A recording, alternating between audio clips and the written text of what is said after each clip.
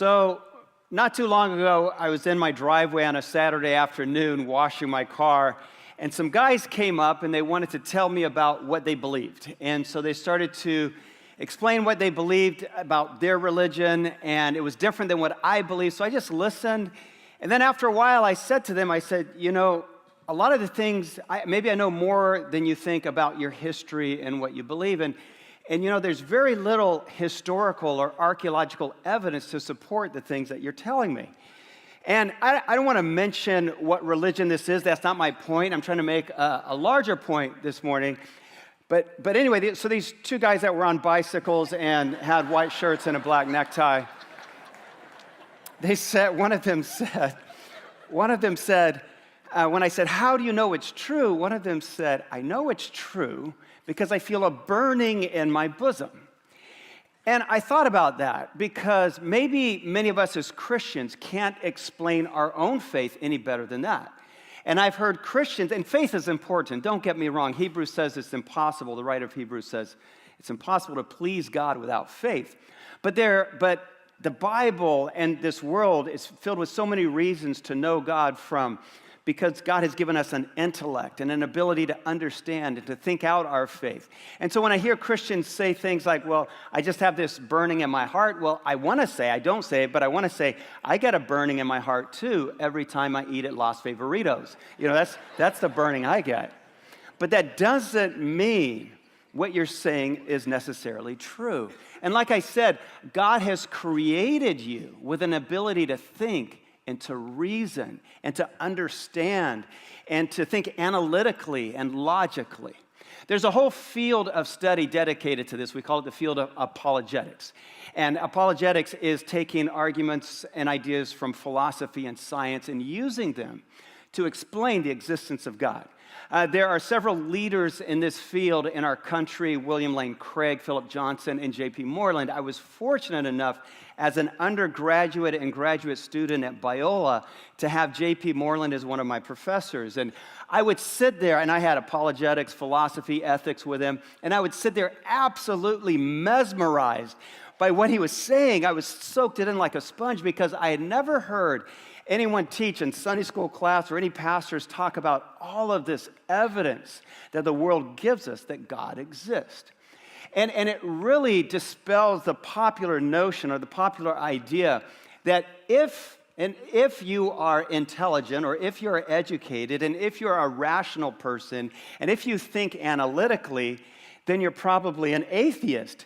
But if you follow your heart and you believe in things that are emotional, and you're not so educated, then you're probably a Christian.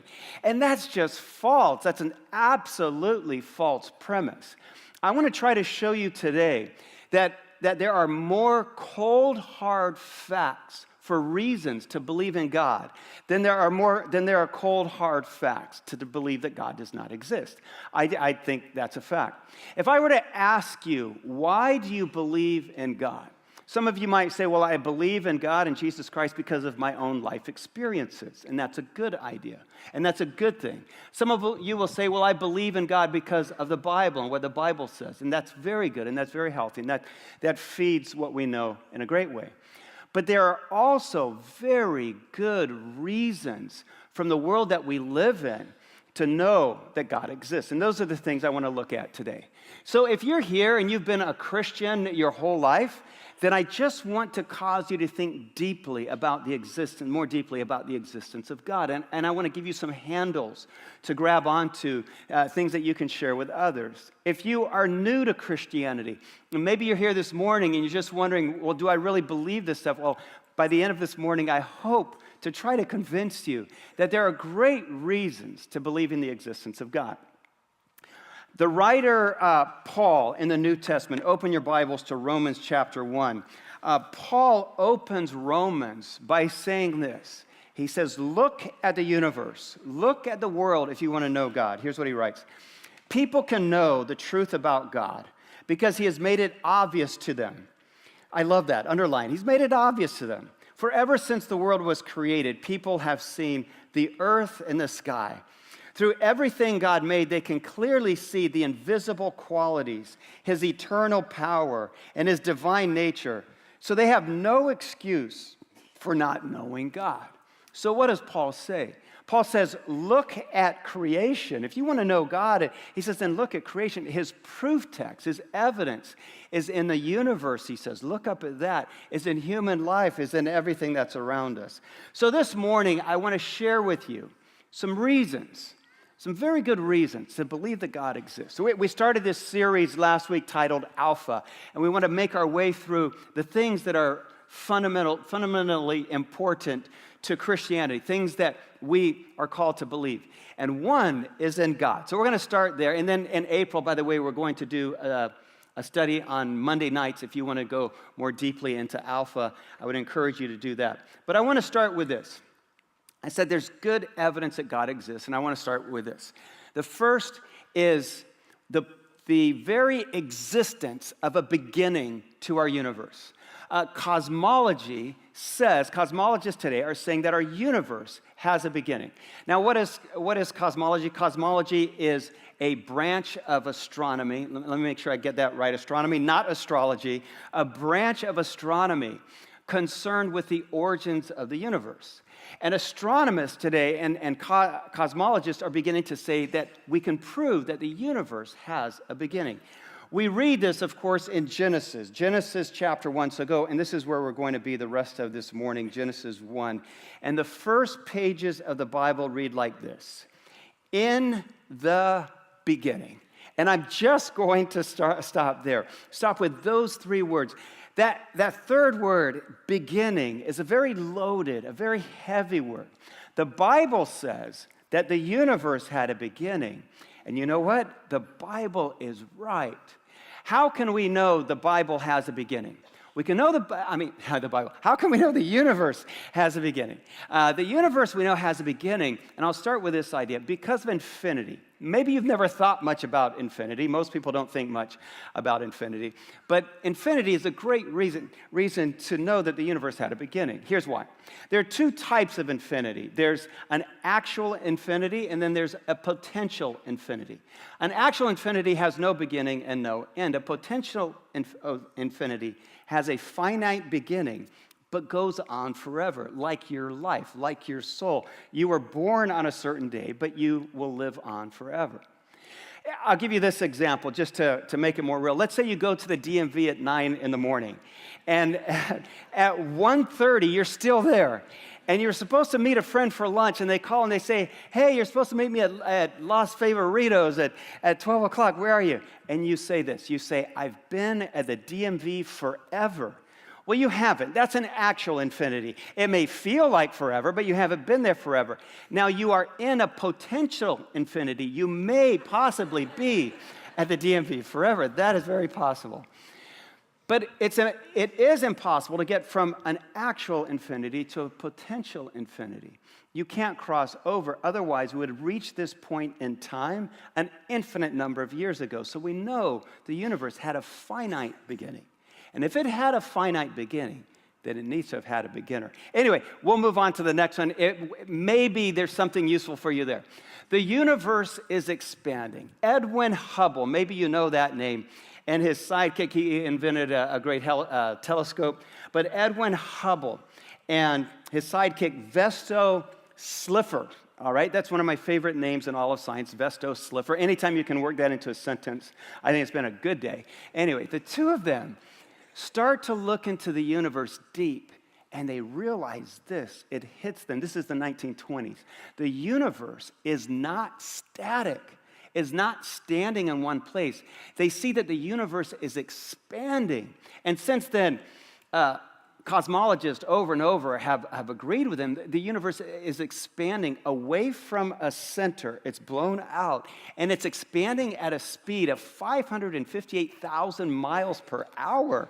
You can't feel it really, but you're moving that fast through space right now.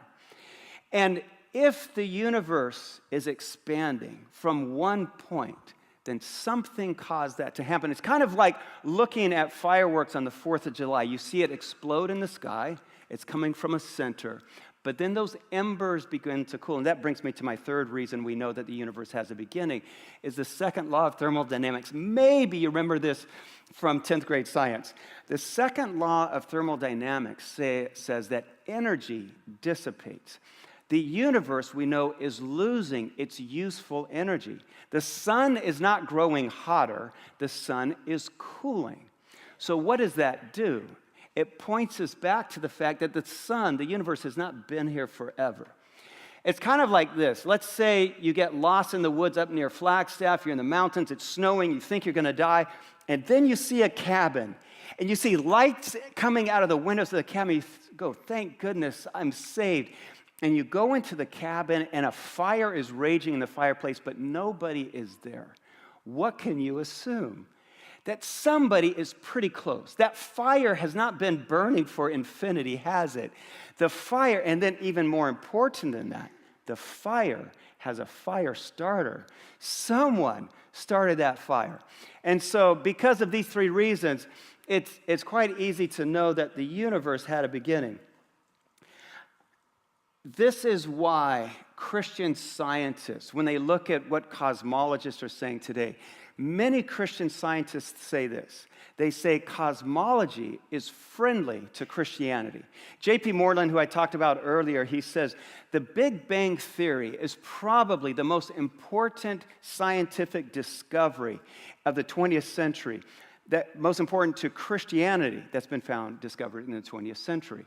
And then he says this, he says, some Christians do not like the Big Bang Theory, and he finishes by saying, but they are wrong about that. And he's right. I know an astronaut. I've been waiting to say that. Anyway, I know an astronaut.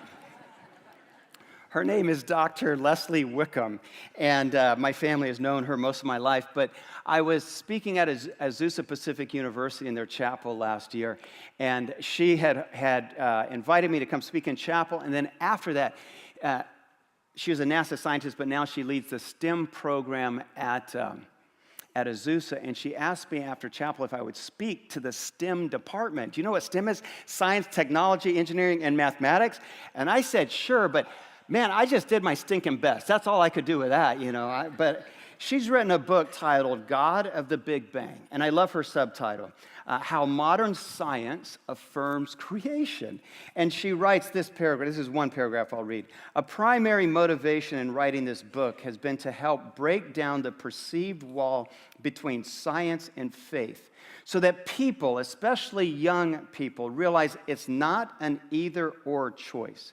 A person does not have to leave their faith to pursue science, nor does someone have to reject science to be true to their faith. She says, I did not, and I love that. Why does it matter that the universe has a beginning?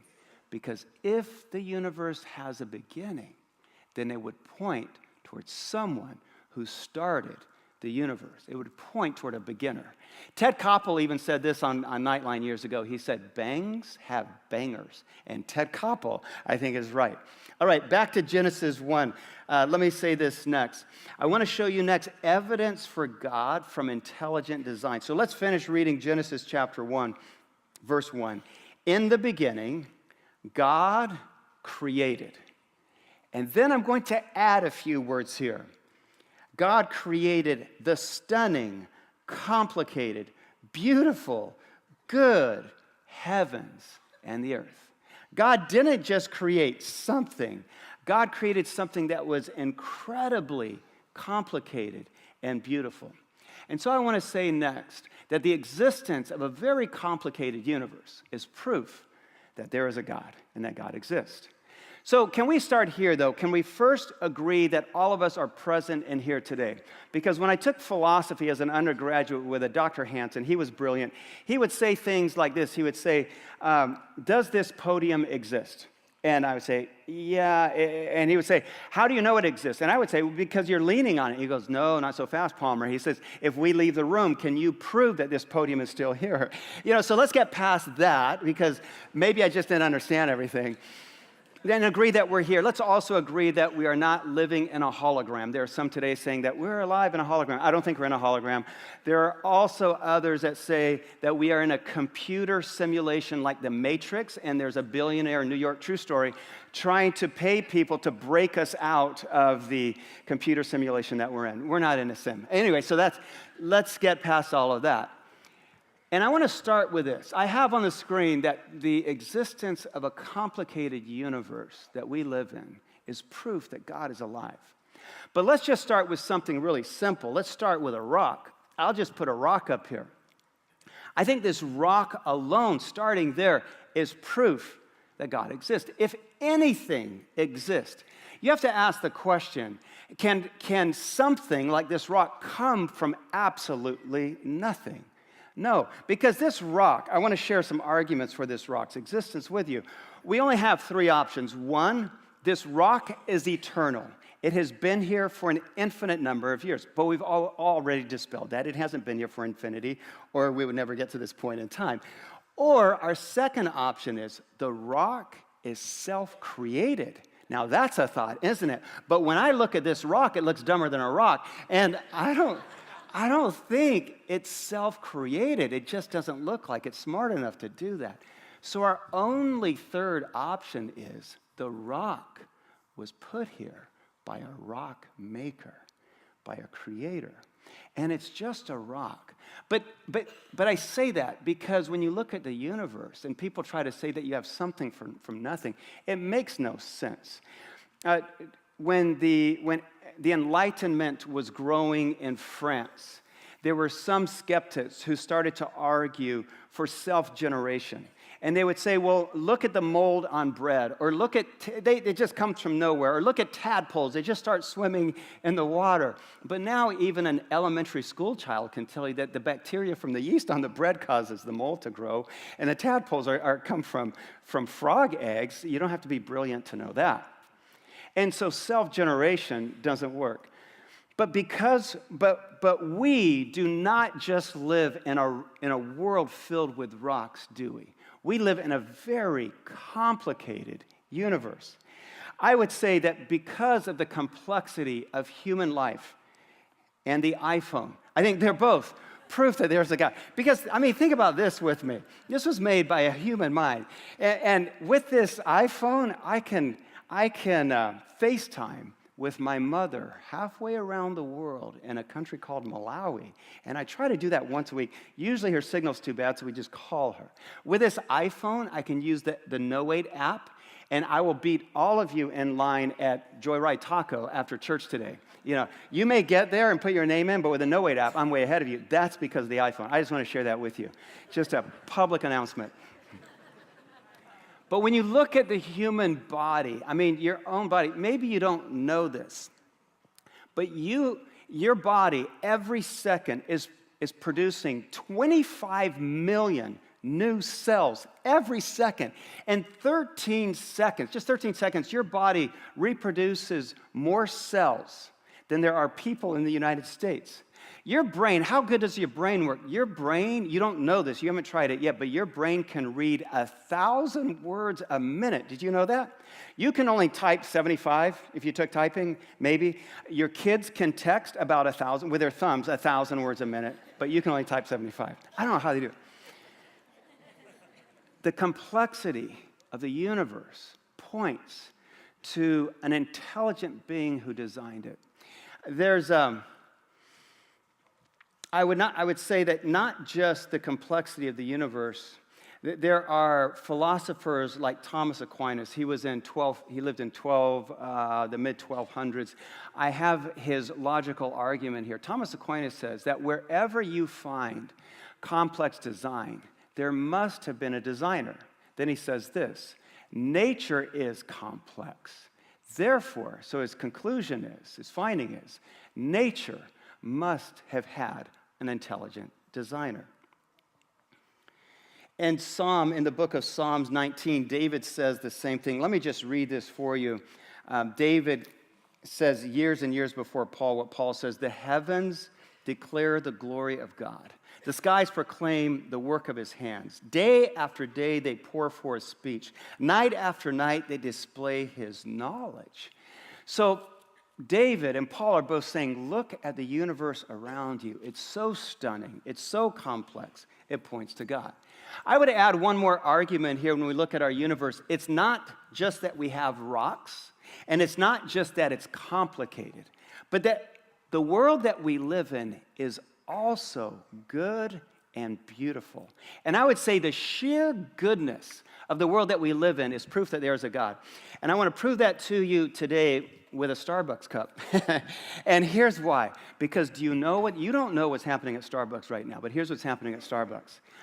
Because of Valentine's, they have come out with a Valentine's molten chocolate latte. Did you know this? Can I tell you what's in and this is it here, what's in a Valentine's molten chocolate latte? They start with melted chocolate chips. They pour them in the bottom for you. And then they start to steam the milk. But as they're steaming the milk, the half and half that goes in here, they put in a mocha syrup in that. So you get steamed chocolate milk, and that goes on top of that. And then it doesn't stop there. It doesn't end there. On top of that, they add we have a picture here. They add whipped cream. And it's just not any whipped cream. It's whipped cream that is patented and infused with espresso and mocha. You see it there. It's just not white whipped cream. And then they take chocolate syrup and mocha syrup and put it over the top.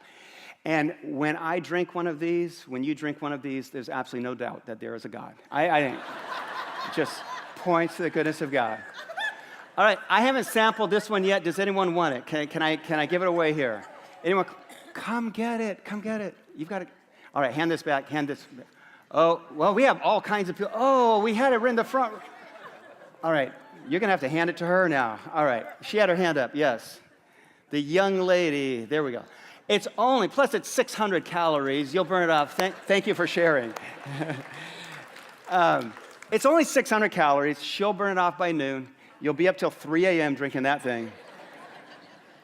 But I would say the goodness of God and the goodness and the beauty of creation are more proofs that God exists. All right, here's the next piece of evidence for God that I want to share with you. And this one comes from biology. Human life, I have on the screen, holds this wealth of information that points toward a God, points toward a creator. Let's go back to Genesis, the first chapter, verse 26. God created, we read again, created human beings in his own image. In the image of God, he created them. Male and female, he created them. So the Bible says God created us. What is science telling us? So there's a saying in science that information comes from an intelligent source. SETI scientists often say this. If you discover information, the assumption by scientists, this isn't a Christian idea, is that it comes from an intelligent source. So do you know what scientists have found about the human body? They have discovered that our bodies are libraries of information. Every one of your cells has hundreds of thousands of pieces of information in it. In fact, they say that one cell of your body has more information in it than all the volumes of all the books in the ASU library. Some of you from U of A are wondering, well, how about our library? Because, that's 4.5 million volumes. And I want to say, yes, if you went to U of A, they're saying that one cell in your body has more information than all the volumes and all the books in your library at U of A. All 11 books. All 11 books. You know, I have no dog in the hunt, all right, in the fight. I didn't go to ASU or U of A, but I just love to pour gasoline on the fire, so you guys can talk about that later. But there are 4.5 million volumes in the ASU library, and one cell in your body has more than that. They say if you were to stretch all of the DNA in your body out, I don't know how you do this, it would go to Pluto and back 17 times. Do you know what they're doing with DNA now? DNA contains such detailed information about you that when they find a baby and they don't know who the mother is, they are using the DNA to create a sketch of the mother? Are you kidding me? And I say all of that to say is that if our bodies contain volumes of information, then that information has to come from somewhere. If I go back to the example of ASU and the books in the library, every volume in the library has what? Has an author, has a source. And so if your body is a library, every cell is a library of information, then there must be a source. And I think it's most reasonable to argue that the source of that information is God. All right, here's our final thought that we're going to talk about this morning is evidence for God from philosophy. I would argue here that the existence of universal moral absolutes point to there being a God. I would argue that moral absolutes do exist, and because they exist, they point toward God. Let's go back to Genesis one more time. Turn a page over to Genesis chapter 2, and we read God establishing what is right and wrong. And the Lord God commanded the man, "You are free to eat from any tree in the garden, but you must not eat from the tree of the knowledge of good and evil. For when you eat from it, you will certainly die." So God is establishing here what is right and what is wrong. He's establishing what is good and what is evil. He's establishing that there's sin and there's holiness. We know that from the Bible, but this is not just a biblical idea. I would argue that every person is born with a moral bearing. Every person in every country and all of history on every continent is born with a moral bearing. They say we see the moral bearing in children. The younger they are, the less scarred they are by others. I read a study done by a fourth grade teacher, and she wanted to learn about the competitive nature of kids. And so she tied a balloon to one leg of all of the kids in her fourth grade class. And then she says, all right, when I blow the whistle, pop everyone else's balloon, and the last kid standing wins with a balloon on their leg. And so the fourth graders, they go after each other, and they're popping balloons, and then she has a winner. And then she brought in the second graders, and she tied a balloon to all of their legs, and she gave the same instructions. And then she blew the whistle and said, "Go." But the second graders just stood there because they saw how much each kid prized the balloon that was on their leg. And they didn't want to go and pop the other kids' balloons, so they just stood there and played with their balloon. And so she stopped the exercise. She said, okay, I'm going to give you the instructions again. You have to go pop a balloon. But the second graders, because their hearts are so tender, they didn't want to pop the other kids' balloons. So they just started popping their own balloons. As we get older, we start to become calloused, I think, to the moral laws that God has put in our souls. And they're there. I would say this, that like I said a moment ago, in every country, in all time, in no matter what time it is in history, on every continent, certain behaviors are always wrong. For example, human slavery is always wrong. Racial discrimination is always wrong. Torturing another person is always wrong. It's not my opinion. We know this deep in our soul. To be biased against another person, we know that's wrong, to not treat them equally. We know that. No one has to tell you that. Some people will try to tell you, well, that's a subjective idea. And they'll say, I'm a relativist, that for them morality is subjective. You decide what's right for you, and I'll decide what's right for me. I want to say that's a false premise. That does not work. If someone ever says to you that they are a relativist, then I have a simple exercise for you. Find out from them something that is important to who they are. And so maybe you ask them, what are the things that you love? And they may go, I love the WWF, not the World Wrestling Federation, but the World Wildlife Federation. And they say to you, and I love pandas. And they start to tell you about pandas. And so I invite you to do this. Say to them, I love pandas too. In fact, I was in Sichuan, China last year with a friend, and we went out to the jungle, and we went hunting for pandas. And I shot a panda and killed it, and I had it tanned, and I brought it home, and the panda skin is in my man cave, and I just love it. What do you think their face is going to look like? Sheer agony. And then, so when you see their face twisting, say to them, so I see the pain in your face. So do you think that what I did is wrong? Then say, I'm sorry, you're not a relativist, are you? morality is not subjective. There are certain things that God has put on your soul that you know are right and wrong. Moral absolutes are not something that we invent. They're something we discover.